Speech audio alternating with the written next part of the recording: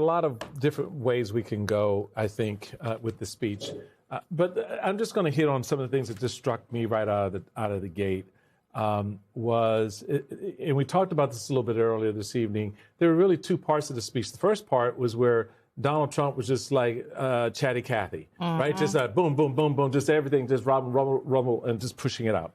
Then the second part was where, I don't know, I think he fell asleep. I think he fell asleep in the middle of his own speech because the man slowed down to a pace that I was like, what are you doing? Everything became very much more protracted in what he was saying. And so when you're following that, you're trying to get a sense of where the president wanted to go. Did you want to bring the energy and really kind of move the country around the agenda as you were laying it out? Okay, we may agree or disagree on that. Or were you really just kind of like trying to get us into this thing where everything was blood and gore and violence and taking horrible stories that happened to really good people and splaying it out in front of the country in a way that was, I thought, dishonorable to them, and dishonored their pain and did not show the empathy a president should show when talking about a service member being wounded or a young woman being attacked. So that part for me, just as a sort of a top line, was very telling. What I also discovered that Donald Trump's economy boils down to three things. It is the Wall Street market, a 401k, and tariffs. Because if you look at the economic part of the speech, that's generally what he talked about. Everybody is, benefiting from Wall Street. The Dow is at 50,000 and the NASDAQ at 7,000. That's a big deal. And then, of course, everyone's going to get a 401k. Your kid's going to get $1,000 to put into a 401k that's going to grow to $100,000 over 18 years. I did the math.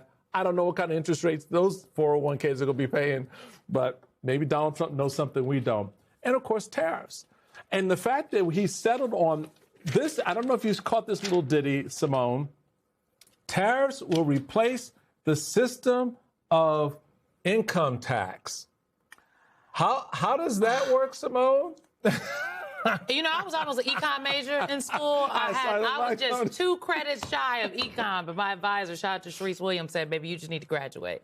So I am not an econ. I was almost an econ minor. Look, that is not how tariffs work. And I think it is striking that going into the State of the Union, you would not have known, like, if you just beamed in from outer space, you would have no idea that the president had the worst approval ratings of any president ever going into a State of the Union, including the last time he gave a State of the Union in his first term. You would not have known that the Supreme Court just struck down the tariffs that he talked so glowingly about tonight as illegal a couple days ago.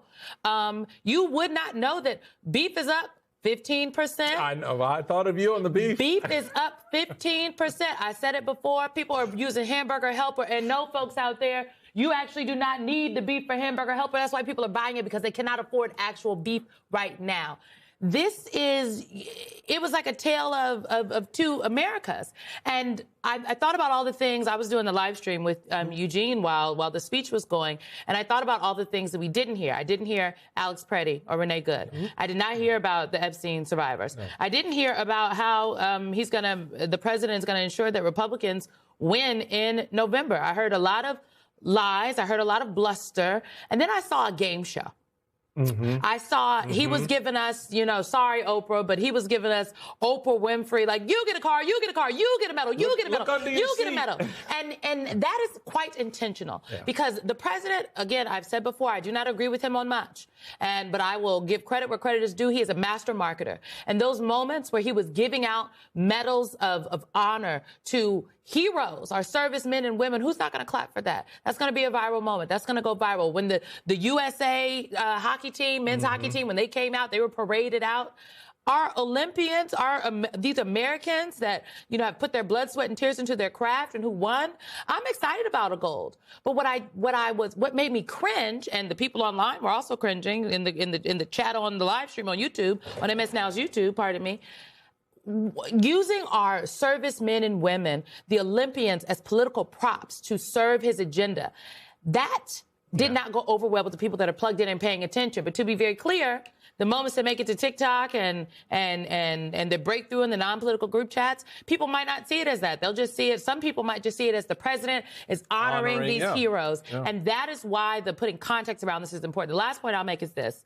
I said in my op-ed that I wrote today for MS Now that Democrats cannot just sit on their hands during this State of the Union. That silence when Donald Trump is up there is just background noise. It is actually not defiance. And so the moment that we had, many moments from Ilhan Omar, the congresswoman who represents a key district in Minnesota, and Congresswoman Rashida Tlaib responding to the president, Al Green within the first 5 minutes getting escorted out because he had a sign speaking to the racist ape video that the president had up.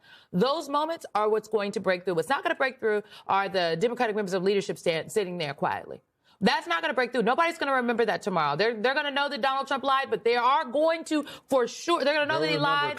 They're not going to know necessarily about what. They're going to say he lies all the time, but they're going to remember that Congresswoman Ilhan Omar did not sit silently as the president of the United States, literally just denigrated not just her community, but all of us, really, and lied to us about killing Americans in this country.